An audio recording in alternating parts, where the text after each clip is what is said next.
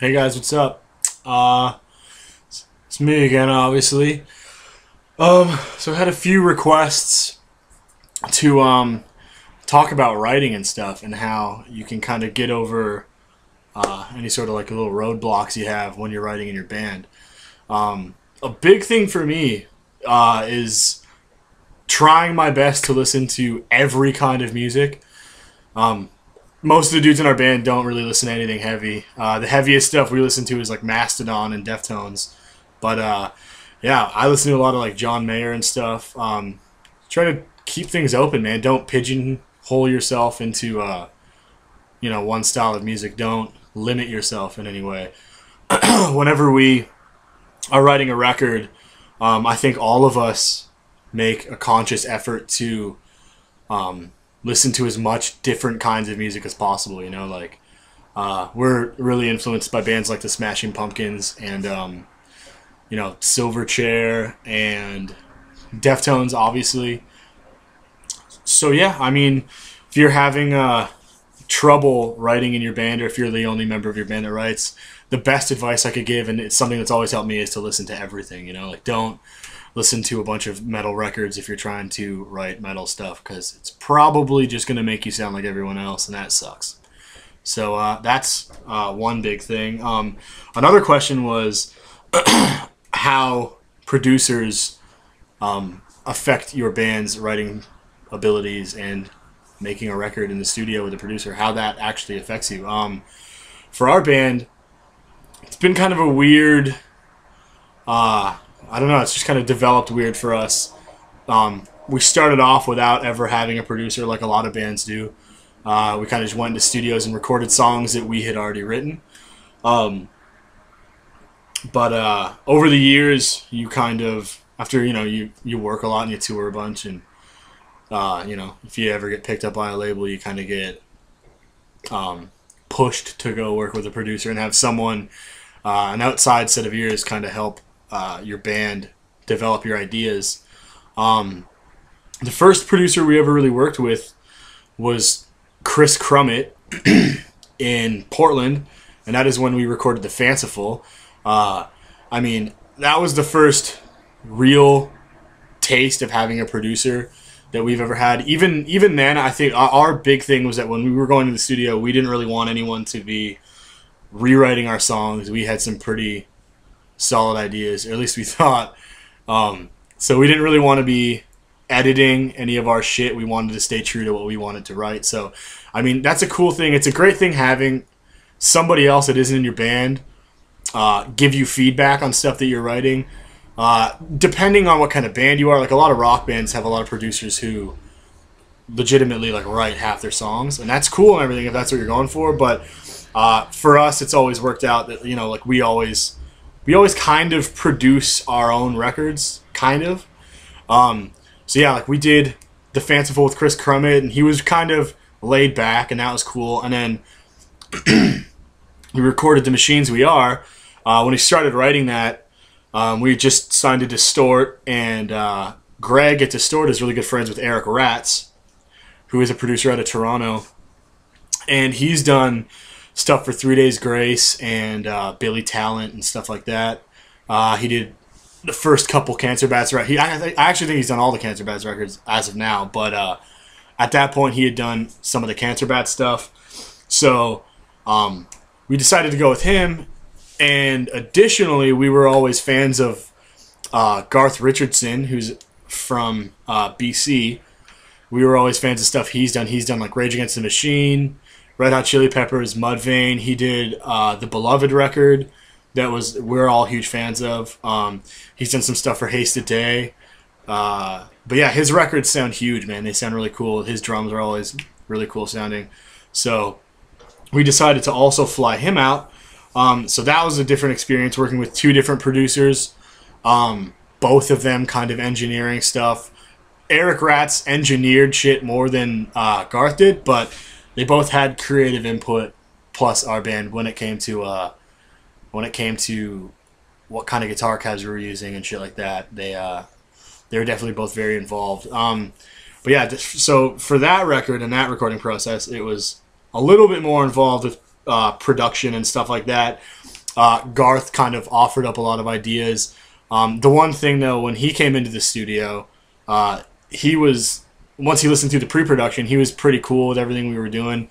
Not a lot of stuff was reevaluated. I mean, again, even with Garth being a huge dude, we were a little bit more open to suggestion from him and Eric. But even with Garth being involved, he could kind of tell that we were into doing our own thing, and not a lot of stuff got changed. And really, the only stuff that did get changed was just suggestions from him. Like, play that heavy part again later in the song because it's cool. And then we were like, okay, cool, we want to do that anyway, so sweet. Or there's a few songs. Lovely Bones, he suggested some restructuring of the chorus that ended up being really cool, and we ended up sticking with that. So even that stuff, again, even that, like, having a big producer being involved, I think you got to, like, stay true to what your band is doing. Sounds really cheesy, but try not to get caught up in the whole producer thing, because at the end of the day, your band's your band. You got to live with that record, you know? So having somebody rewrite all your shit to sound the way they want, you know? If you're writing a pop record or you're writing a rock record, that's cool, but I think, you know, for our style of music, it's always been kind of our call. And then more recently, for Intimacy, we went with Jordan Valeriot, who, again, with that, him producing the record, it was sort of laid back again, man. It's maybe more than any other of the producers, because he just sort of got what we were going for, and at this point, we're so far into being in this band that we're kind of set in our ways, you know. So it was cool having a young guy around, though. That was definitely cool to have, you know, younger ears. And again, it's just nice to walk into the studio with songs that you've done. And, like, you know, we had been writing the record for 2 months, 3 months. So, I mean, all the shit that we'd been doing is just, honestly, by the time you get to recording it, it's just like mashed potatoes in your fucking head. So, you're just kind of sick of hearing your own songs, and it's really, really hard to make calls on certain things because you've just gone over and over and over and over everything so many times. So it is nice, you know. With Jordan, we kind of went in, did pre-production, and it was cool sitting down with him. He kind of acted like a sixth member of the band, you know. If there's anything that we weren't sure of, or we were kind of debating, there's, like, you know, a couple guys wanted to go one way, a couple guys wanted to go the other way. He would kind of be the mediator, which is always good. And that's another really great reason to have somebody produce your record, is because they can kind of, again, they have a fresh perspective, you know. They're not influenced by anybody else's decision in your band. They're not part of your band, so they're really doing what they feel sounds best for the song. And I think that's a huge thing, you know, writing for the song, not writing for whatever other reason, you know. Like, we really focused on structure and just like writing parts that fit the song, and not trying to squeeze shit in that we personally wanted because it's like a cool thing that I learned on my guitar and it's like a fucking whatever, and I want to do tapping here because it makes me look cool on a fucking guitar, you know. It's like, it's always cool to have an outside dude be like, honestly, man, that shit's overkill. You don't need to be doing that.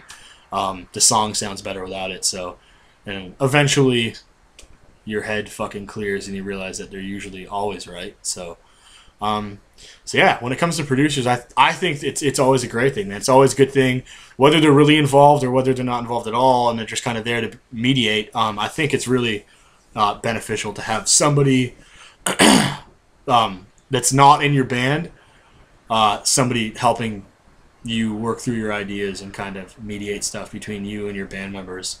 It's always good for arguments, having some other dude tell everyone they're being a fucking idiot. So, yeah, I hope that helped. Again, for the writing thing, man, like, it's hard to say. You kind of gotta work through it, and you gotta find your thing that helps you, and you gotta find your inspiration. It's really your own thing. So, yeah, the only advice I can really give is listen to as much different kinds of music as possible, man. Like, you'd be surprised at some of the stuff that's influenced our band.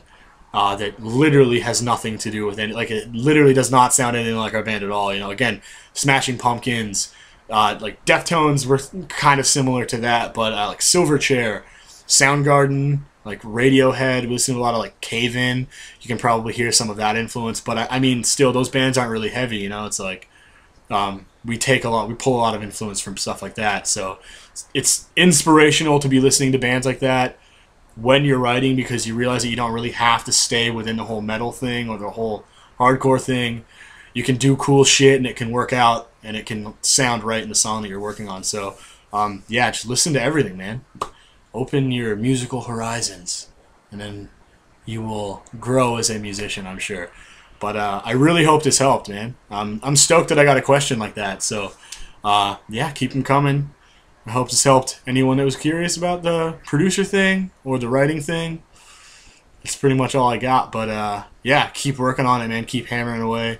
You'll eventually find the thing that makes sense to you. And if you're ever debating going with a producer, I would always say try to have somebody in the studio. Even if it's just an engineer who's giving you ideas, always try to have somebody who can offer their opinion. Because, again, when you keep going through songs, the same 4 or 5 guys over and over and over and over again and arguing about shit, you kind of get lost in the shuffle and you kind of forget that you're trying to write a song for that song. You know, you're writing for the music. You're not writing because someone's got something to prove. So it's always kind of cool to have fresh ears. But yeah, I hope that helped. So keep the questions coming, dudes. Peace.